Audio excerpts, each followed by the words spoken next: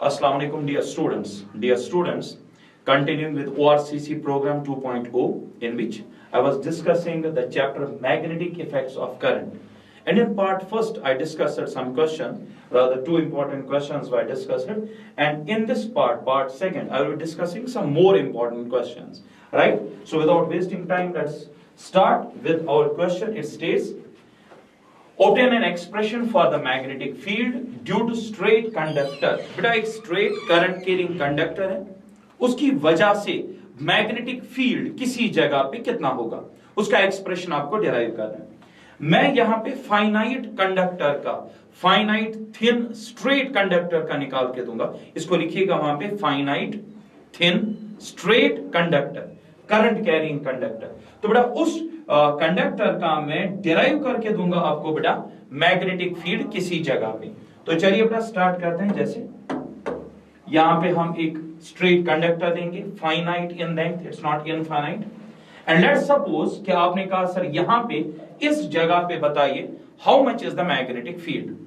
Steps of construction आपको पता होना चाहिए, कैसे हम ये डायग्राम वहां पे बनाएं और क्या स्टेप्स होने चाहिए उस एक्सप्रेशन को डिराइव करने के लिए। मैं कहां से स्टार्ट करूंगा? आई will use definitely Boyd-Savart law.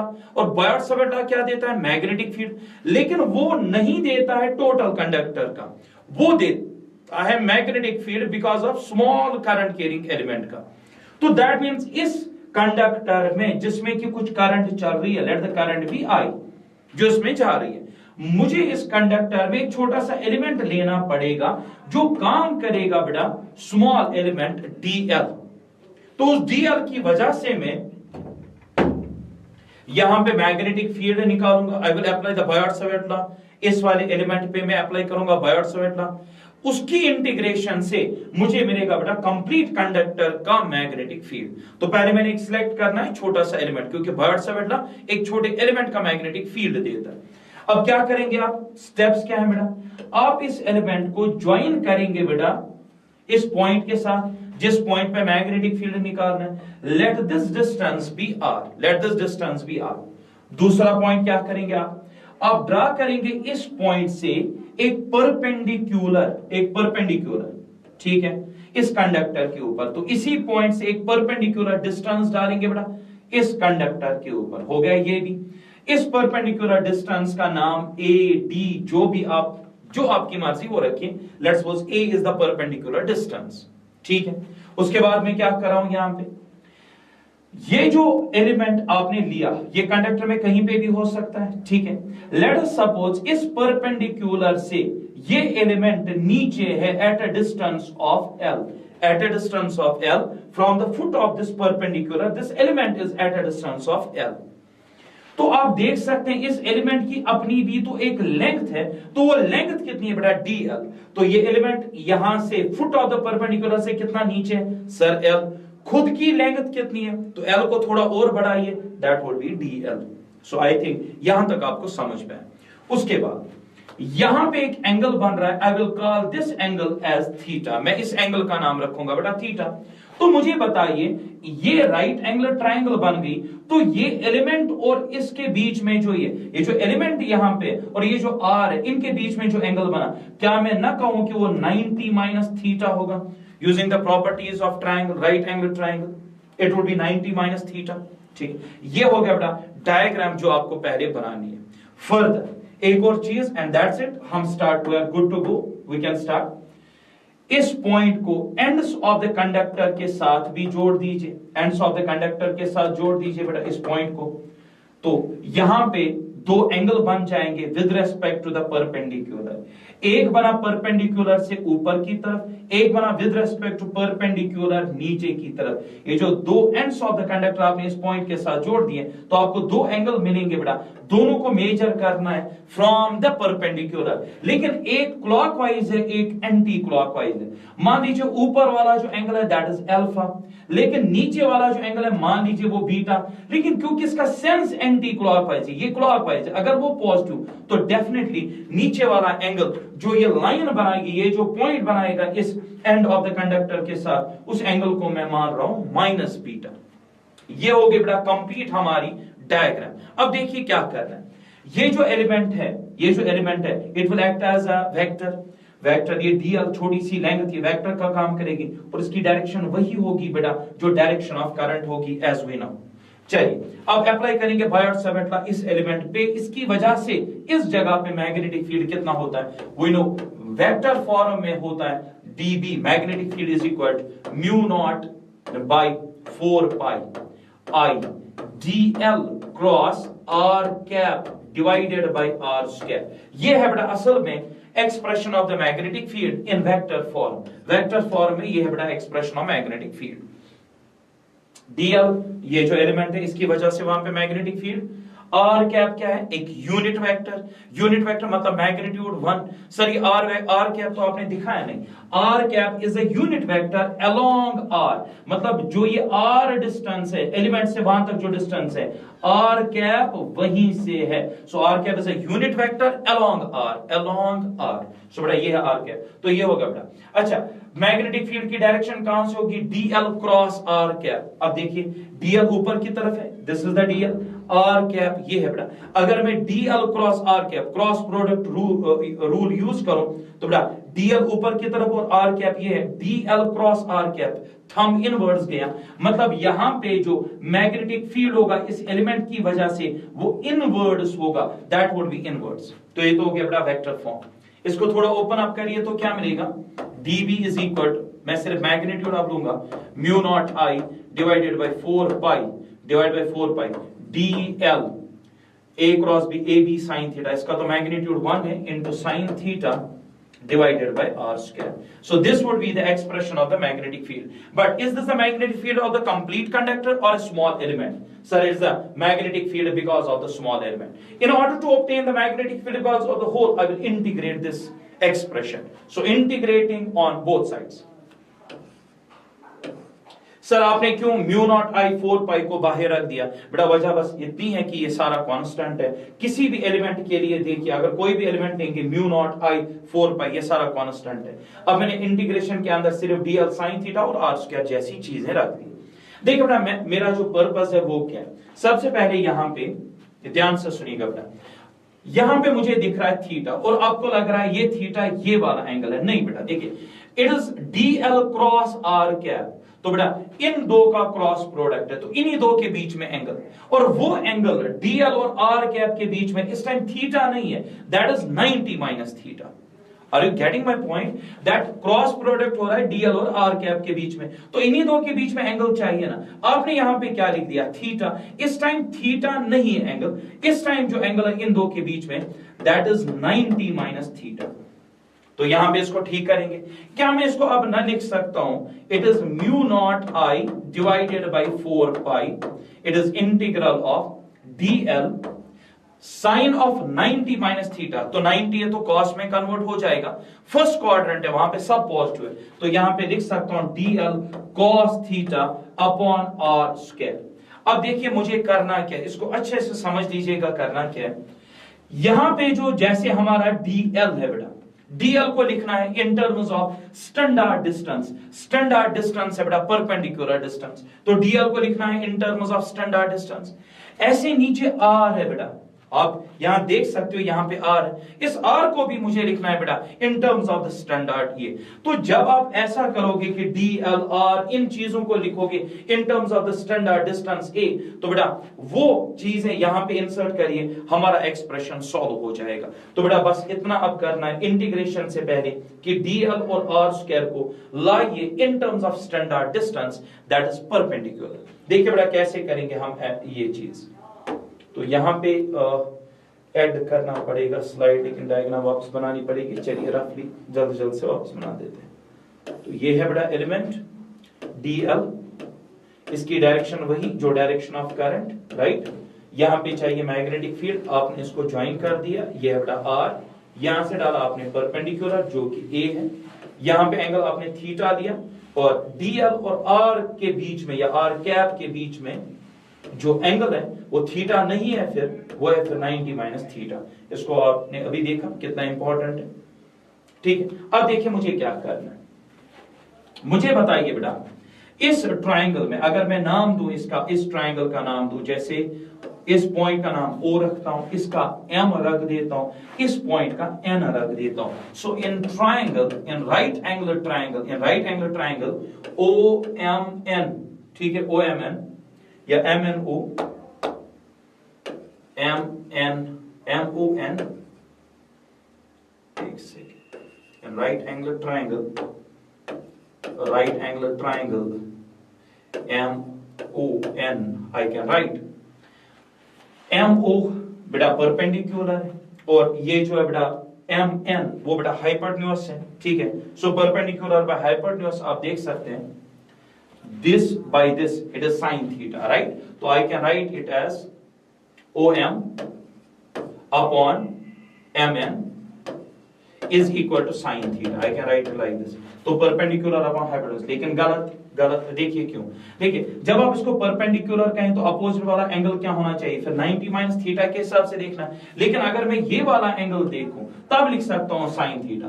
बेटा अगर ये वाला एंगल देखूं तो उस हिसाब से मेरा परपेंडिकुलर ये बनेगा और ये यहाँ पे बेस बन जाएगी बेटा. सो it is base upon hypotenuse here. अब इट डिपेंड्स ऑन एंगल क्या ले रहे हो, ये भी सही है, लेकिन साइन ऑफ 90 माइनस थीटा तब लिखिए, जो कि मुश्किल है लिखना. इट इज बेटर अगर आप चाहो तो ऐसे लिख सकते हो, थीटा को एंगल मानिए तब OM जो है आपका यहां पे बेस बन जाएगा और NO परपेंडिकुलर बनेगा और MN हाइपोटेन्यूज बनेगा. तो इस हिसाब से OM कौन सा साइड है, OM it is the base upon hypotenuse क्या होता है बेटे, it is cos. So it is cos theta, it is cos theta.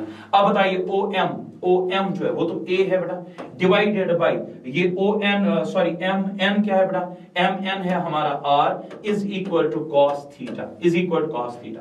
क्या मैं R को ना लिखूं फिर, it is then A upon cos theta, A divided by cos theta. तो क्या मैंने R को लिख दिया in terms of standard distance, हाँ सर हमने लिख दिया. Say this equation is equation first. तो हमने बेटा R को रिप्लेस किया, जो हमारे एक्सप्रेशन में R आ रहा था इन टर्म्स ऑफ परपेंडिकुलर डिस्टेंस. आपको सब कुछ लाना पड़ेगा बेटा इन terms of this perpendicular distance, क्योंकि यही देकर होती है. चलिए बेटा R तो रिप्लेस हो गया, अब किसकी टेंशन है, DL कैसे रिप्लेस करोगे. आपको यहाँ पे ट्राइंगल तो नहीं ले सकते हो DL upon this and that. तो आप एक काम करिए, इसी ट्राइंगल में वापस ले लीजिए यही triangle, in right angle triangle, फिर से यही MON, इसी राइट एंगल ट्राइंगल में. बताइए यहां पे NO वाला साइड कौन है, थीटा को एंगल मानिए, ना कि 90 माइनस थीटा को इसका एंगल मानिए. उस हिसाब से ये परपेंडिकुलर है, ठीक है. परपेंडिकुलर बाय बेस क्या होता है बेटा, tan थीटा होता है. तो मैं लिखूंगा it will be OM and OM divided by MO would be equal to tan theta, would be equal to tan theta. OM जबकि हमारा L है, we know that this is L और उसी का एक्सटेंशन था DL. तो OM के बदले में लिख सकता हूं L डिवाइडेड बाय MO हमारा A है बेटा, L by A is equal to tan theta. L is equal to A tan theta. लेकिन थोड़ी सी यहां पे परेशानी है, वो क्या है कि हमें L मिला जबकि चाहिए DL. तो मैं क्या करूंगा, differentiating on both sides with respect to theta, differentiating on both sides with respect theta. बस वो एक स्टेप करिए और दैट्स इट. हमारा स्टेप जो है, ये हमारा एक्सप्रेशन जो है डेरिवेशन ये खत्म हो जाती है बेटा. बस इतना करने से कि आपको R और DL को लिखना है इन terms of standard distance A. The moment आप ऐसा कर देते हो दैट्स इट. हमें DL चाहिए जबकि अभी हमें L मिला. डिफरेंशिएट करिए यहां पे, तो बेटा विद रेस्पेक्ट थीटा, तो DL by d theta is equal to A by differentiation of tan theta with respect to theta sec square theta. So I will write here sec square theta. तो DL के बदले में लिख सकता हूं बेटा A sec square theta, A sec square just A theta d theta.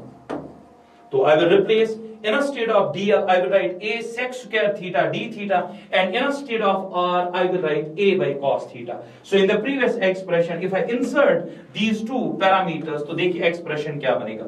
अभी तक मेरा expression क्या था, mu naught I by 4 pi, ये मैं यहां पे लिख दूं mu naught I by 4 pi integral of, देखिए integral of DL cos theta divided by R square. DL के बदले क्या डाल दूं बेटा यहां पे, dl instead of dl I will write here a sec square theta d theta into cos theta यहां पे लिखना पड़ेगा into cos theta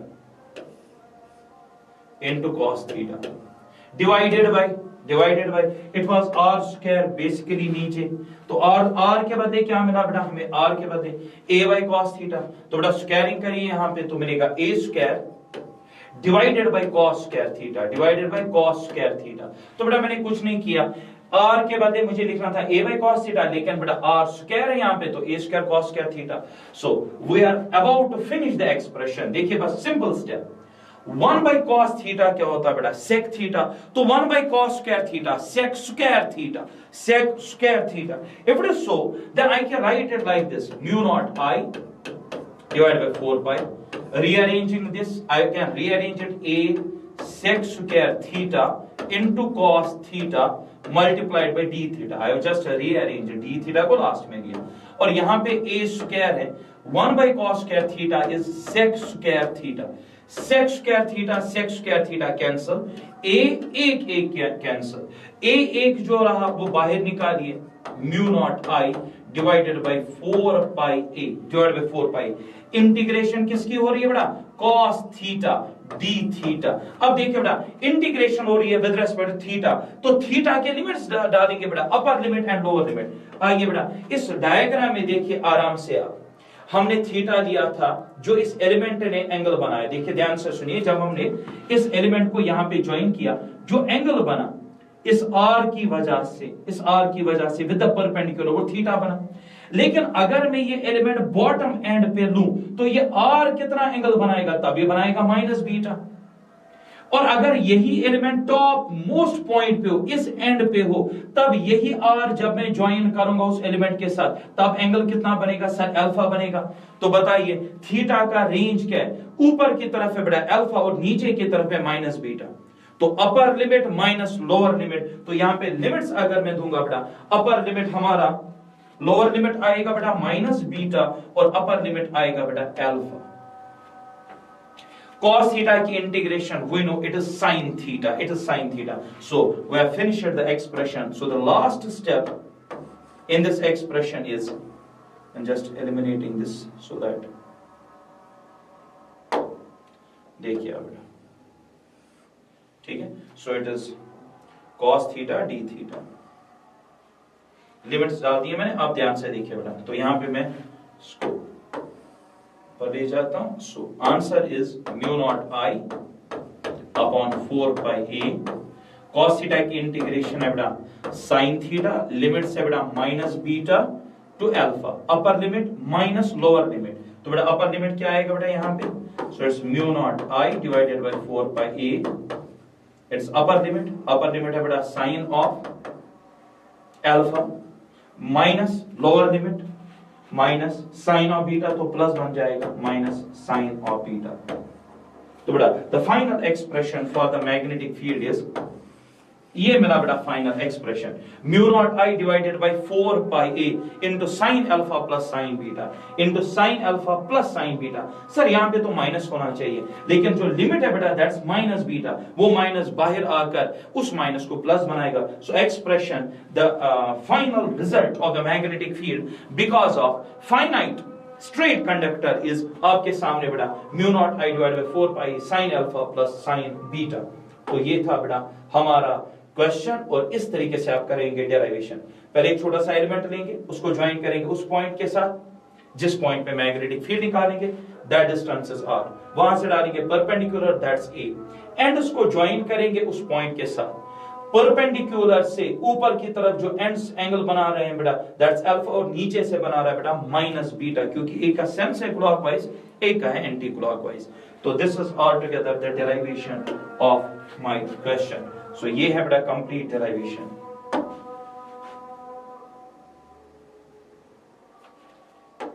एक मिनट जी you can take the screenshot of this ये बेटा फाइनल डेरिवेशन हमारी ठीक है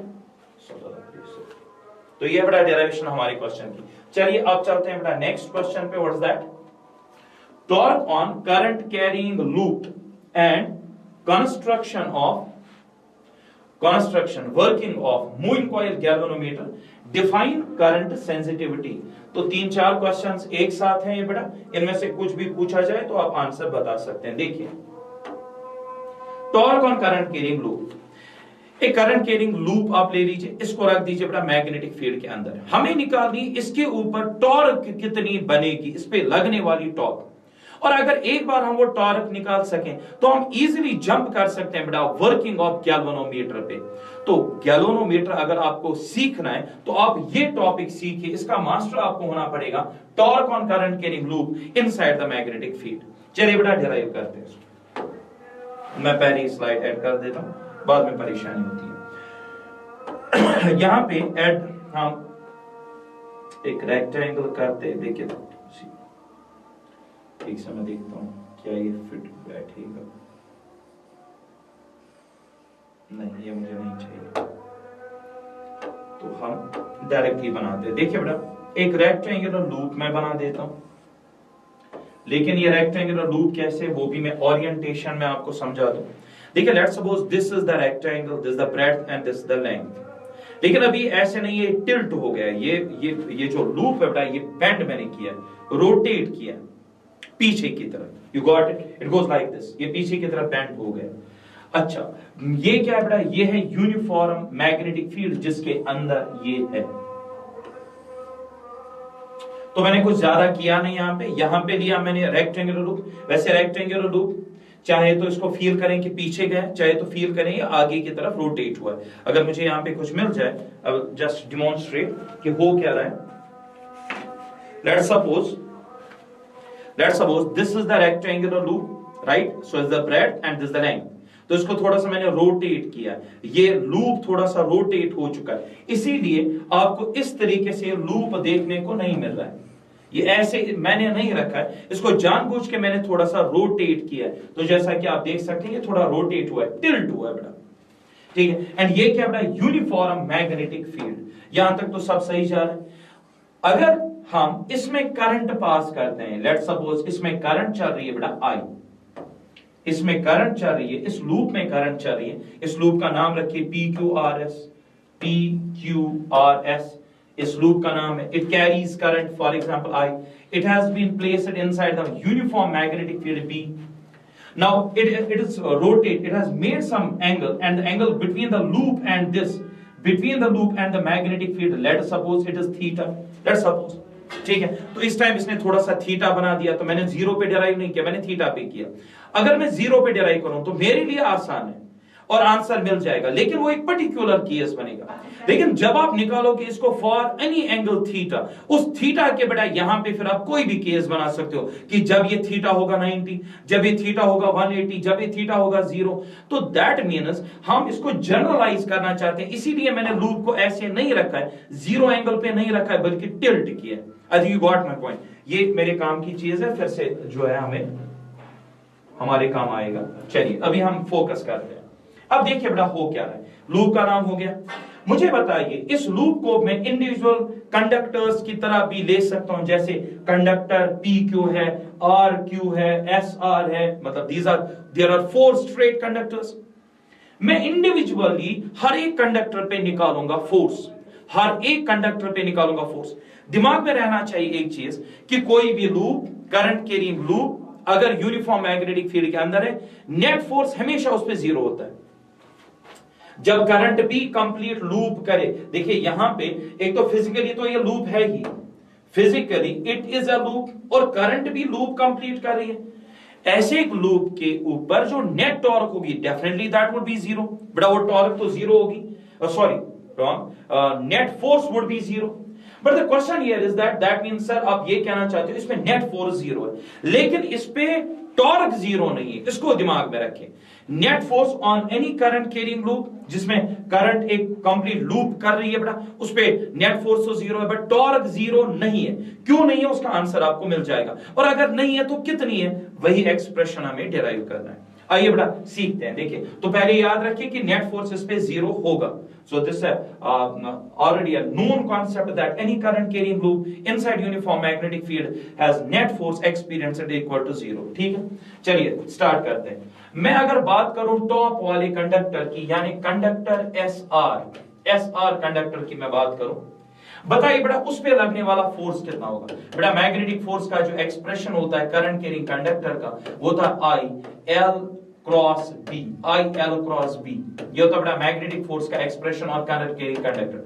ओपन अप करें तो I L B sine theta, ये होता है बेटा expression of magnetic force on current carrying conductor, I L B sine theta. देखिए बेटा यहां पे मैं मान रहा हूं कि ब्रेड्थ जो है, ब्रेड्थ और लेंथ यहां पे मैं डिफाइन कर दूं, यहां पे small b is the breadth of the loop, l is the length of the loop. तो यहां पे मैंने l और b डिफाइन कर दी। Small l is the length of the loop, small b is the breadth of the loop, theta is the angle made by the loop with respect to the magnetic field. Let it be very clear, right. तो यहां पे फिर expression को मैं ठीक तरीके से अगर लिख दूं, so magnetic force is equal to I, length मैं इस वाले साइड की बात कर रहा हूं, that is b I L cross B, इतना हुआ बेटा लेंथ यहां पे, into magnetic field cross magnetic field which is B. तो इस तरीके से लिखना चाहिए, क्योंकि इस कंडक्टर की लेंथ एल नहीं है, दैट इज ब्रेड्थ। तो चलिए इसको ओपन अप करेंगे, I B into B sine theta. बताइए बेटा ये इस पे फोर्स है कि नहीं। अच्छा, what is the direction of this magnetic force along B cross B. अब बी कहां है बेटा, बी ब्रेड्थ ऐसे है बेटा, और ये देखिए बेटा ब्रेड्थ आगे की तरफ गई है और बेटा मैग्नेटिक फील्ड पीछे है, ब्रेड्थ आगे की तरफ है, ब्रेड्थ ऐसे और मैग्नेटिक फील्ड स्ट्रेट है, ब्रेड्थ आगे।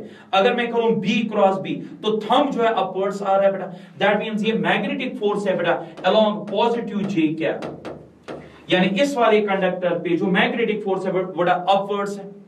सिमिलरली अगर मैं निकालूं मैग्नेटिक फोर्स अपोजिट साइड यानी QP पे, ऑन साइड QP, इस वाले साइड पे मैं मैग्नेटिक फोर्स निकालूं तो मैग्नेटिक फोर्स आएगा बेटा कितना, I, लेंथ इसकी भी कितनी है, that is B cross B, magnetic field वो कितना आएगा बेटा, I B into B sine theta. You got my point. देखिए बेटा ये कितना एंगल बना रहा है, ये कितना एंगल बना रहा है, नीचे वाला साइड कितना एंगल बना रहा है, ये लूप आगे की तरफ आ गया बेटा थीटा, ये थीटा आ गया, लेकिन लेंथ जो इसकी जो B है वो कितना एंगल बनाएगा। देखिए बेटा ये थीटा है तो ये भी थीटा है, so this much is theta. अच्छा, angle between magnetic field and this is equal, तो वो तो एंगल बिटवीन मैग्नेटिक फील्ड वो तो इतना एंगल हुआ बेटा। You got my point? So this is the angle between the width, the breadth and the magnetic field. This much is the angle. Or you can see from the inner side आप ले सकते हो छोटा वाला angle, तो वो ये वाला एंगल होगा। Try to understand कौन सा angle, just have a look. यहाँ पे मैं ये एंगल बता सकता हूँ that this is the length and that's the magnetic field. This much is the angle required. जो मुझे एंगल पता है वो या तो ये पता है या तो ये पता है बेटा। अब ये एंगल कितना हुआ, it would be 180 minus theta. तो बेटा ब्रेड्थ और मैग्नेटिक फील्ड के बीच में जो एंगल आ रहा है वो 180 माइनस थीटा आ रहा है। यहां पे अगर मैं लिखूं फिर B sin of the angle between B and the magnetic field, it is not theta, it is 180 minus theta, it's 180 minus theta, तो ये तो sin theta ही रहेगा, ठीक है। और ऊपर से सेकंड क्वाड्रेंट वहां पे साइन पॉजिटिव होता है, सो ये वापस आएगा IBB इनटू साइन थीटा, वापस से ये मिलेगा बेटा। तो ध्यान से सुनिए, मुझे एंगल चाहिए between the breadth and the magnetic field. This is the magnetic field vector and breadth जो है बेटा वो ये है बेटा ब्रेड्थ का वेक्टर, और मैग्नेटिक फील्ड ये बेटा, इनके बीच में एंगल थीटा नहीं है, इट इज 180 माइनस थीटा, और साइन ऑफ 180 से साइन कन्वर्ट नहीं होगा, it will remain as sine theta. So this is the magnetic force. अब इसकी डायरेक्शन देखिए बेटा, जब मैं इस पे L क्रॉस B का ये लगाता हूं रूल, L क्रॉस B, तो ब्रेड्थ ये है बेटा, ब्रेड्थ ये है, और मैग्नेटिक फील्ड इस डायरेक्शन में, सो ब्रेड्थ इस तरीके से इधर की तरफ है बेटा, और मैग्नेटिक फील्ड आगे। जब मैं B क्रॉस B करता हूं दैट कम्स डाउनवर्ड्स, डाउनवर्ड्स मतलब माइनस J कैप। फील करिए इसको, देखिए नीचे वाले साइड पे उतना ही फोर्स आया जितने ऊपर वाले साइड पे आया। फर्क ये है कि ऊपर वाले साइड पे जो फोर्स आया वो अपवर्ड्स आया, और नीचे वाले साइड पे जो फोर्स आया वो डाउनवर्ड्स आया, माइनस J कैप आया। तो बताइए बेटा इन दो साइड्स पे जो लगने वाला फोर्स है क्या वो बराबर है? हाँ सर वो बराबर है, लेकिन डायरेक्शन अपोज होने की वजह से इन पे नेट फोर्स कितना आएगा सर? वो 0 आएगा, वो फोर्स डेफिनेटली बेटा 0 आएगा। डन, तो इन पे 0 आएगा। दूसरी बात है क्या इन फोर्सेस की वजह से टॉर्क बनेगी, क्या इन फोर्स की वजह से टॉर्क बनेगी? आइए बेटा इसको सीखते हैं, टॉर्क किन फोर्स से बनती है और किन से नहीं बनती है, इसको आप फील करें बेटा। लेट्स टेक एन एग्जांपल कि मेरे पास एक रॉड है, इसको फील करिए, आपको रोटेशनल डायनेमिक्स में भी आसानी होगी और समझने में कोई परेशानी नहीं होगी, रोटेशनल डायनेमिक्स भी। ये एक रॉड, इस रॉड पे एक फोर्स अपवर्ड्स लग रहा है, एक फोर्स डाउनवर्ड्स लग रहा है। फोर्सेस का मैग्नीट्यूड बराबर अपोजिट है। क्या लगता है how much is the net force? Sir 0। क्या ये रॉड घूमेगी? क्या आपको लगता है ये रॉड, ये ऑब्जेक्ट घूमेगा? नहीं घूमेगा, तो कॉमन सेंस ये नहीं घूमेगा। अब बताइए यही रॉड है, फिर से यही दो फोर्सेस हैं, एक्ट कर रहे हैं, क्या अब बताइए क्या ये रॉड अब घूमेगी? हाँ सर, अब तो लग रहा है कि यहां पे रोटेशन होगा और ये क्लॉकवाइज में घूमेगी। ऐसा क्यों हुआ? इसका रीजन ये है कि अगर लाइन्स ऑफ एक्शन कोइंसाइड करें, इसको फील करेगा, दो फोर्सेस अगर एक बॉडी पे लगे equal in magnitude opposite in direction, लेकिन उनकी लाइन्स ऑफ एक्शन कोइंसाइड करें, तो ऐसे फोर्सेस की वजह से टॉर्क होता है 0। अब क्वेश्चन है बेटा lines of action. Very good, ध्यान से सुनिए। Let's suppose this the force, ये फोर्स बेटा किसी डायरेक्शन में एक्ट कर रहा है, एक इमेजिनरी लाइन इसी के ऊपर कोइंसाइड करवाइए, इस इमेजिनरी लाइन को हम बोलते हैं बेटा line of action. Line of action इसको बोलते हैं बेटा, एक इमेजिनरी लाइन जो बेटा कोइंसाइड करे विद द फोर्स, उसको बोलते हैं लाइन ऑफ एक्शन। जरा ये फोर्स देखिए और इसका लाइन ऑफ एक्शन देखिए, और नीचे वाला फोर्स देखिए उसका लाइन ऑफ एक्शन देखिए। इन दोनों फोर्सेस की जो लाइन्स ऑफ एक्शन है वो कोइंसाइड कर रही है, मतलब इनकी वजह से टॉर्क बनेगी बेटा 0। यहां पे रोटेट क्यों हुआ? फील करिए, क्या मैं कहूं this is the line of action of this force? क्या मैं ये कहूं this is the line of action of the second force? क्या इनकी लाइन्स ऑफ एक्शन बेटा कोइंसाइड कर रही हैं? नहीं सर, कोइंसाइड नहीं कर रही हैं। मतलब बेटा इनकी वजह से क्या होगा? ऑल्दो बेटा नेट फोर्स इस टाइम भी 0 है, जितना नीचे उतना ऊपर net force again 0, but this time they will constitute what's known as couple। ये couple बनाएगा बेटा, और couple क्या होता है? pair of forces equal in magnitude opposite in direction having different lines of action, what they produce couple, they form couple, और couple is responsible for rotating a body। अब मुझे बताइए बेटा, ये जो दो साइड्स में लगने वाला फोर्स है, एक अपवर्ड से एक डाउनवर्ड से बेटा, इस वाले साइड पे ऊपर की तरफ फोर्स, इस पे नीचे की तरफ फोर्स, इनके लाइन्स ऑफ एक्शन कोइंसाइड कर रहे हैं कि नहीं? हाँ सर कोइंसाइड कर रहे हैं। अगर कोइंसाइड कर रहे हैं तो ये बताइए बेटा लाइन ऑफ एक्शन क्रॉस कर रही है, कोइंसाइड हो रही है? हाँ सर क्रॉस हो रही है। इनकी वजह से टॉर्क भी नहीं बनेगी। तो पता ये चला टॉप वाले साइड और बॉटम वाले साइड पे नेट फोर्स तो 0 है, एक पे अपवर्ड्स एक पे डाउनवर्ड्स, साथ में ये कपल भी नहीं बना रहे ये पेयर ऑफ फोर्सेस, और जब ये कपल नहीं बना रहे मतलब टॉर्क भी इनकी वजह से नहीं होगी। अब बचे दो साइड्स, एक का नाम है बेटा आर क्यू और एक का नाम है बेटा पी एस। तो पहले मैं आर क्यू की एनालिसिस करूं यहां पे, तो साइड आर क्यू, अब ध्यान से देखिए बेटा, so this is side R Q, एक second, R and Q, current downward जा रही है, it is R and it is Q, और करंट बेटा नीचे जा रही और मैग्नेटिक फील्ड ऐसे, राइट। अब इस वाले साइड पे मुझे निकालना है बेटा मैग्नेटिक फोर्स कितना होगा, मैग्नेटिक फोर्स कितना होगा। देखिए बेटा इस साइड की लेंथ कितनी है सर? L है। What is the angle between the length and the magnetic field sir? It's 90। अगर मैं फोर्स का एक्सप्रेशन देखूं ऑन साइड, किस वाले साइड की अभी बात हो रही है बेटा? आर क्यू वाले साइड की बात हो रही है। इसमें लगने वाला फोर्स, मैग्नेटिक फोर्स कितना होगा? I L cross B, length इसकी तो एल है, ठीक है, cross magnetic field. What is the angle between the L and B here? It is 90। तो बेटा जब मैं कहूंगा sine of 90, I L B, sine of 90, sine of 90 तो 1 होता है, so it is I L B. तो इस वाले साइड पे लगने वाला फोर्स इतना है मैग्नीट्यूड में आई एल बी। डायरेक्शन के एतबार से देखें तो बेटा Fleming's left hand rule use करिए, A B I, A is the force, B is the magnetic field, I is the current. Current कहां जा रही है? नीचे की तरफ। ए बी मैग्नेटिक फील्ड उधर है, करंट नीचे, तो इस पे लगने वाला फोर्स आउटवर्ड्स है बेटा। आउटवर्ड्स मतलब यहां पे पॉजिटिव के कैप प्लस के कैप की तरफ इसका फोर्स, इस साइड पे लगने वाला फोर्स आउटवर्ड्स है। आप चाहे तो L cross B rule use कर सकते हैं। एल ये है बेटा, बी ये है। जब आप एल क्रॉस बी करेंगे, देखिए थंब कहां आ रहा है? बाहर की तरफ, तो मैग्नेटिक फोर्स इस पे लगने वाला प्लस के कैप। तो ये हो गया बेटा force on which side? It is R Q. अब हम निकालेंगे force on another side, and what is the side? The side is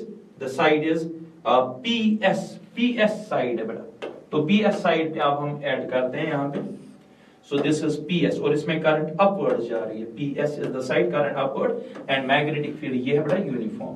what is the angle again between the length and this, it's 90। So side कौन सा बेटा, it is PS. इस पे लगने वाला मैग्नेटिक फोर्स कितना, आई। इसकी लेंथ कितनी है बेटा, वो तो लेंथ ऑफ द लूप है, सो वो तो एल है बेटा, I L cross B. What is the angle between the L and B? Sir, 90. So I can write ILB sine of 90. Again, it is sine of 90 is 1. So I write it ILB. So magnetic force इस पे भी उतना ही है जितना अभी आया था इस वाले साइड RQ पे, उतना ही फोर्स आ रहा है बेटा PS पे। तो इन दोनों पे जो फोर्स आ रहा है वो तो बराबर आ रहा है, लेकिन डायरेक्शन में फर्क है बेटा। इस पे लगने वाला फोर्स अगर आप L क्रॉस B करोगे, यहाँ पे L है बेटा अपवर्ड्स और B ऐसे बेटा L क्रॉस B करोगे, क्योंकि L अपवर्ड्स है बेटा और B ये है बेटा x एक्सिस पे, थंब इनवर्स मतलब माइनस k कैप। तो दैट मींस इस फोर्स की जो डायरेक्शन है बेटा वो इनवर्स है, और उस वाले साइड पे जो फोर्स आ रहा था बेटा दैट वाज आउटवर्ड्स। तो द मैग्नेटिक फोर्स जो उस वाले साइड पे था दैट वाज आउटवर्ड्स और इस वाले साइड पे इनवर्स। अब आप इसको फील करिए बेटा, मेरे पास अभी भी ये है लूप और ये लूप थोड़ा सा ऐसे रोटेट हो चुका था, राइट। अब देखिए बेटा दो साइड्स जो इसके हैं वो कौन कौन है, ये है RQ पे लगने वाला फोर्स बाहर की तरफ है, इट्स आउटवर्ड्स, और इस पे लगने वाला फोर्स दैट्स इनवर्स। अब इन दो फोर्सेस को देखिए, दो फोर्सेस हैं equal in magnitude, opposite in direction, तो नेट फोर्स अब भी जीरो है, नेट फोर्स अब भी जीरो है। लेकिन क्या इनकी लाइंस ऑफ एक्शन कोइंसाइड कर रही है? नहीं बेटा। अगर आप इसकी लाइन ऑफ एक्शन देखोगे और इसकी लाइन ऑफ एक्शन देखोगे, they are parallel to each other, the lines of action are parallel, they are not going to intersect. So ऐसा फोर्स, ऐसा पेयर ऑफ फोर्सेस क्या बनाता है? कपल। और ऐसे पेयर की वजह से क्या बनेगी बेटा? टॉर्क बनेगी, और ये टॉर्क की वजह से ये रोटेट कर जाएगा, ये लूप रोटेट करेगा इन दो फोर्सेस के वजह से। देखिए बेटा इस लूप का अब मैं टॉप व्यू आपको दिखाऊंगा। देखिए लूप ऐसे था, ऐसे रोटेट किया था मैंने, और आप इसकी फ्रंट व्यू देख रहे थे। अगर आप ऊपर से इसको झांक के देखें तो इस वाले पे फोर्स कहां की तरफ आ रहा है? बाहर की तरफ, इस वाले साइड पे इनवर्स। और अगर हम टॉप व्यू देखें तो मैं आपकी तरफ पलटूंगा, इस पे बाहर की तरफ था तो वो नीचे जाएगा, इस पे फोर्स जो है वो ऊपर की तरफ आएगा। It goes like this, can you feel it? So अगर मैं आपकी तरफ इसको पलटूं, ये ऐसे था फोर्स बाहर की तरफ, आपकी तरफ पलटूं तो नीचे जाएगा, और इस पे लगने वाला फोर्स इनवर्स था, जब मैं आपकी तरफ पलटूंगा तो ऊपर की तरफ होगा। और ये ब्रेड ऐसे नहीं है क्योंकि ये रोटेटेड थी, तो आपको एंगल पे नजर आएगा। सो दैट मींस अगर मैं फाइनल डायग्राम अब इसकी बनाऊं, ध्यान से देखिए बेटा, PQRS है इसका नाम, ठीक है। एक सेकंड, जस्ट क्या था हमारा नाम इसका? PQRS, it is PQRS and current is clockwise. Schedule PQRS and current is clockwise. Just 1 second. यहां पे मैं लूप बनाता हूं, तो अब मुझे लूप का कौन सा व्यू आपको दिखाना है? Top view. इस वाले पे फोर्स कहां है? बाहर, इस पे इनवर्स। अब मैं टॉप व्यू दिखाऊंगा, ये ऐसे नहीं दिखेगा, ये इंक्लाइनेड दिखेगा। Got it? ये इंक्लाइनेड दिखेगा। इंक्लाइनेड में ऐसा दिखेगा, इस वाले पे इनवर्स था तो ये ऊपर की तरफ अब नजर आएगा, क्योंकि टॉप में आप देख रहे हो इस पे बाहर की तरफ था, तो मैंने आपकी तरफ इसको पलट दिया, इट वाज लाइक दिस, मैंने आपकी तरफ पलटा तो फोर्सेस जो इनवर्ड थे वो ऊपर और जो बाहर की तरफ वो डाउनवर्ड दिखे। ये कौन सा साइड आपको टॉप व्यू में नजर आ रहा है? सर ब्रेड नजर आ रही है। ये क्या चीज है? This is the magnetic field. You got my point? This is the magnetic field. अब देखिए बेटा इस फोर्स का मैग्नीट्यूड कितना? Sir ILB। इस वाले फोर्स का मैग्नीट्यूड ILB। इक्वल फोर्सेस हैं, अपोजिट इन डायरेक्शन, एक इनवर्ड एक आउटवर्ड। नेट फोर्स 0 है, लेकिन इनकी लाइंस ऑफ एक्शन बेटा डिफरेंट है, पैरेलल है, इंटरसेक्ट नहीं कर रही है। What they form is a couple, और इसकी वजह से ये लूप क्या कर जाएगा? Rotate. Torque because of couple, याद रखेंगे, टॉर्क बिकॉज ऑफ कपल बराबर होता है टॉर्क जो एक कपल प्रोड्यूस करता है magnitude of either force. Magnitude लिखिए अपनी नोटबुक्स पे, magnitude of either force multiplied bye perpendicular distance between two forces. याद रखिए इस इक्वेशन को कि टॉर्क एक कपल जो बनाता है वो कितना होता है, मैग्नीट्यूड ऑफ ईदर फोर्स और perpendicular distance between the two forces. आपको सच में लगता है ये जो ब्रेडथ है this is the perpendicular distance between the two forces? नहीं, ये नहीं है perpendicular distance between the two force. These are the two forces, इनके बीच में चाहिए perpendicular distance. So I think this is the perpendicular distance. ये है बेटा perpendicular distance. You got my point. इस परपेंडिकुलर डिस्टेंस को मैं इस तरीके से लिख दूं, इसको मैं लिखूं यहां पे आर परपेंडिकुलर। हमें चाहिए परपेंडिकुलर डिस्टेंस, तो दैट मींस टॉर्क बराबर होता है either force multiplied by perpendicular distance यानी आर परपेंडिकुलर। मुझे बताइए what was the angle between the magnetic field and the B? Sir that was theta, right, that was theta. अगर ये theta है तो ये एंगल भी कितना है? Sir it is again theta. ये कौन से एंगल्स हुए? Alternate interior angle. देखिए ब्रैडथ ने जो एंगल बनाया था मैग्नेटिक फील्ड के साथ, डायग्राम यहीं पे अभी देखिए, just have a look. Magnetic field ने ब्रैडथ के साथ जो एंगल बनाया था दैट वाज थीटा। तो मैं तो वही यहां पे दिखा रहा हूं कि मैग्नेटिक फील्ड ने जो एंगल बनाया ब्रेड्थ के साथ दैट इज थीटा। ब्रेड्थ के साथ जो मैग्नेटिक फील्ड ने एंगल बनाया दैट्स थीटा। तो बेटा ये एंगल भी यहां पे जो बनेगा ये भी थीटा होगा। ये साइड मुझे पता है b दैट्स ब्रेड्थ, लेकिन मुझे चाहिए ये वाली डिस्टेंस। ये कैसे निकालोगे? यहां पे बन चुकी एक राइट एंगल ट्रायंगल। इस राइट एंगल ट्रायंगल में ये बेस है बेटा और ये हाइपोटेन्यूज है। क्या मैं ना लिख दूं r perpendicular by b that is base upon hypotenuse is equal to cos theta, then r perpendicular is b cos theta.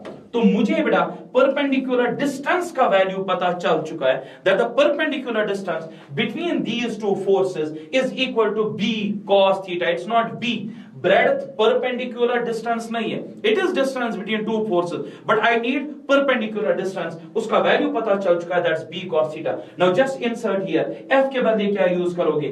f magnitude of either force, and we know magnitude of either force was ILB, just insert it here। The torque अब बराबर होगा magnitude of either force which is ILB multiplied by perpendicular distance which is b cos theta। Now have a look, L stands for the length of the loop, small b is the breadth of the loop, length into breadth is the area of the loop, so it will be IAB cos theta। So the torque on the current carrying loop is equal to IAB cos theta। मैं आपको फिर से बता दूं हमने किया क्या। हमने एक लूप लिया लेकिन हमने इस तरीके से नहीं रखा, हमने इसको टिल्ट किया at an angle of theta with the magnetic field, at an angle of theta with the magnetic field हमने इसको रखा। हमने चार कंडक्टर्स लिए, चार पे फोर्सेस निकाले। टॉप वाले पे आ रहा था बेटा ऊपर की तरफ और इस पे आ रहा था नीचे की तरफ फोर्स, और ऊपर से लाइंस ऑफ एक्शन कोइंसाइड, तो बेटा उनकी वजह से नेट फोर्स भी जीरो और टॉर्क भी जीरो। इन दो साइड्स पे एक वाले पे फोर्स आ रहा था आउटवर्ड्स, एक पे फोर्स आ रहा था इनवर्ड्स, नेट फोर्स जीरो, लेकिन उनकी लाइंस ऑफ एक्शन डिफरेंट थी जिसकी वजह से फोर्स बना।